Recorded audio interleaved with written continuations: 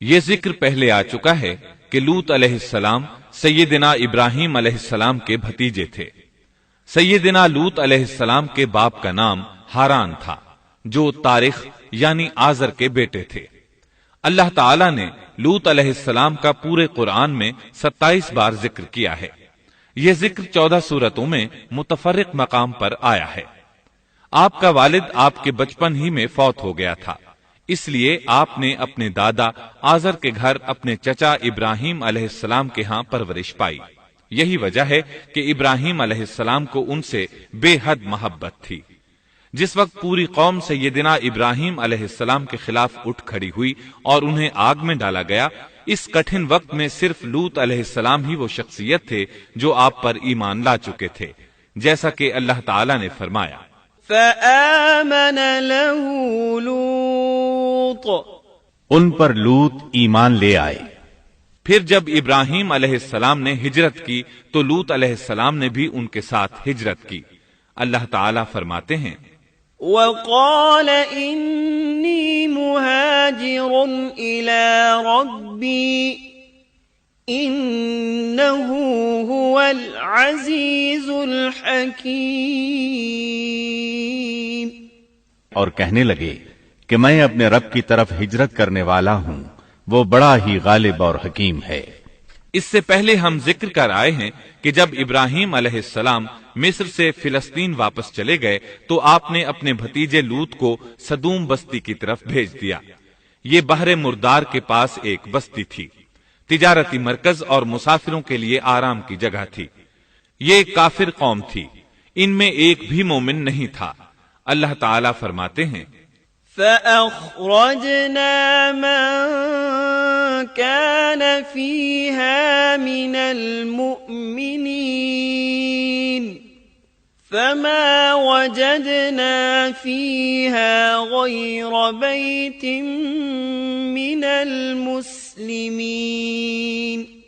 پس جتنے ایماندار وہاں تھے ہم نے انہیں نکال لیا، اور ہم نے وہاں مسلمانوں کا صرف ایک ہی گھر پایا۔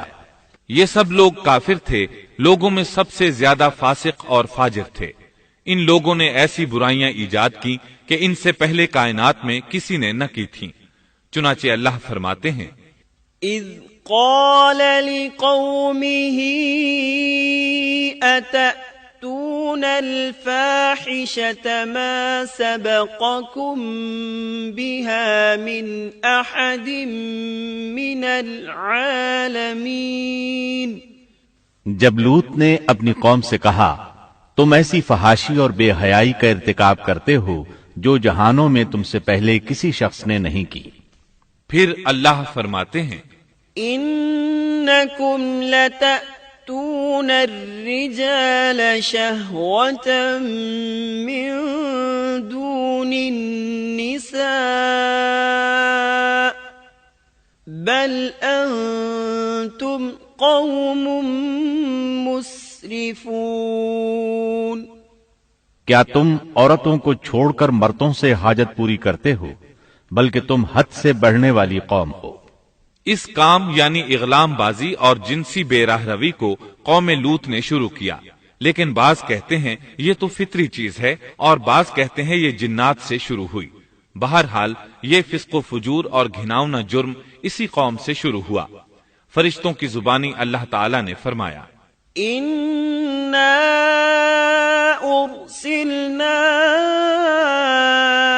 إِلَىٰ قَوْمٍ مُجْرِمِينَ،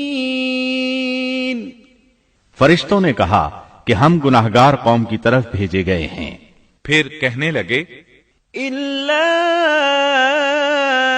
آلَ لُوطٍ إِنَّا لَمُنَجُّوهُمْ أَجْمَعِينَ إِلَّا امْرَأَتَهُ قَدَّرْنَا إِنَّهَا لَمِنَ الْغَابِرِينَ، مگر خاندان لوط کہ ہم ان سب کو تو ضرور بچا لیں گے سوائے اس کی بیوی کے کہ ہم نے اسے رکنے اور باقی رہ جانے والوں میں مقرر کر دیا ہے۔ اسی طرح لوط علیہ السلام نے ان سے کہا أَتَأْتُونَ الذُّكْرَانَ مِنَ الْعَالَمِينَ، وتذرون ما خلق لكم ربكم من أزواجكم بل أنتم قوم عادون کیا تم جہان والوں میں سے مردوں کے ساتھ شہوت رانی کرتے ہو اور تمہاری جن عورتوں کو اللہ نے تمہارا جوڑ بنایا ہے ان کو چھوڑ دیتے ہو بلکہ تم ہو ہی حد سے گزر جانے والے۔ اللہ تعالیٰ نے قرآن میں کتنے ہی مقامات پر اس گناہ کی برائی اور قباحت بیان فرمائی ہے، اس لیے کہ یہ نہایت سنگین اور گھناؤنا جرم ہے۔ اللہ تعالیٰ فرماتے ہیں وَلُوطًا إِذْ قَالَ لِقَوْمِهِ أَتَأْتُونَ الْفَاحِشَةَ وَأَنْتُمْ تُبْصِرُونَ أَإِنَّكُمْ لَتَأْتُونَ الرِّجَالَ شَهْوَةً مِّن دُونِ النِّسَاءِ بل انتم قوم تجہلون۔ اور لوط کا ذکر کر جبکہ اس نے اپنی قوم سے کہا کہ کیا باوجود دیکھنے بھالنے کے پھر بھی تم بدکاری کرتے ہو؟ یہ کیا بات ہے کہ تم عورتوں کو چھوڑ کر مردوں کے پاس شہوت سے آتے ہو؟ حق یہ ہے کہ تم بڑی ہی نادانی کر رہے ہو۔ اللہ تعالیٰ نے اس قوم کی قبیح خصلتوں کا جتنا ذکر کیا ہے کسی اور قوم کا نہیں کیا۔ انہیں کافر، مجرم، جاہل اور حد سے بڑھنے والا کہا گیا، کہیں فضول خرچی کرنے والے اور فاسق کہا گیا۔ یہ تمام برائیاں ان میں موجود تھیں۔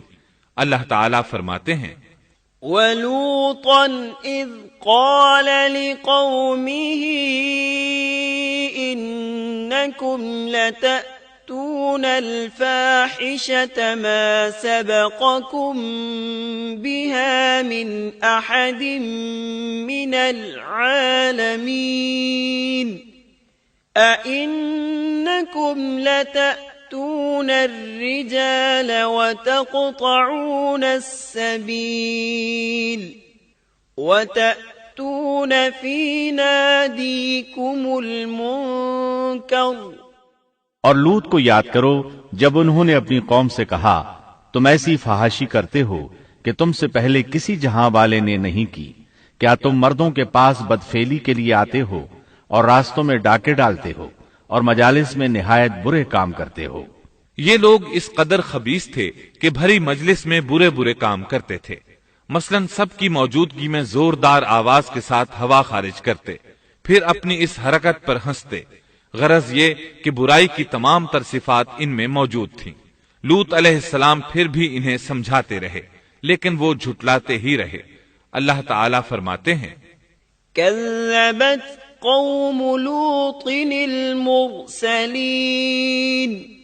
إذ قال لهم أخوهم لوط ألا تتقون إني لكم رسول أمين فاتقوا الله وأطيعون وما أسألكم عليه من أجر إن أجري إلا على رب العالمين۔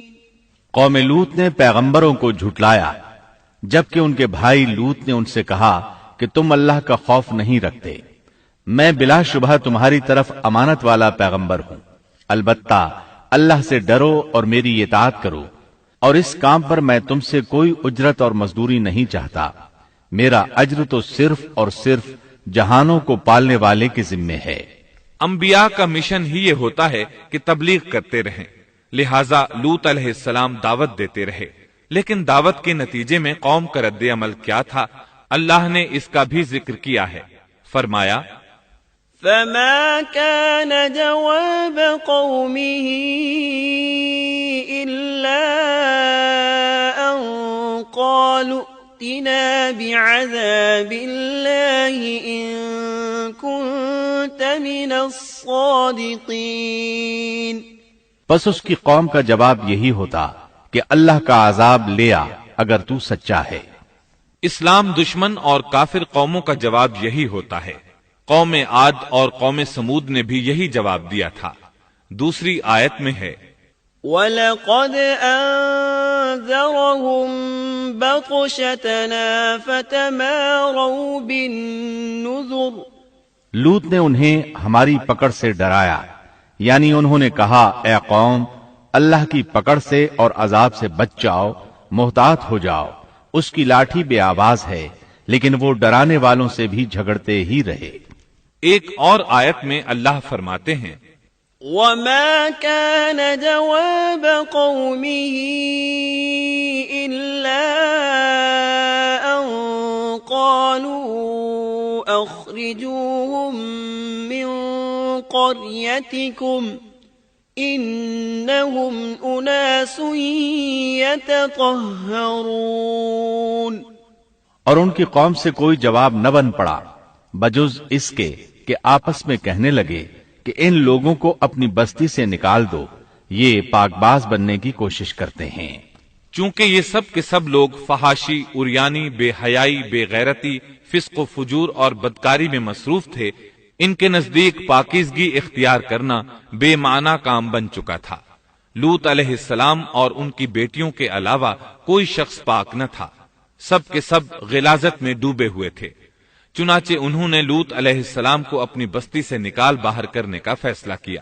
کہنے لگے قالوا لئن لم تنته يا لوط لتكونن من المخرجين قال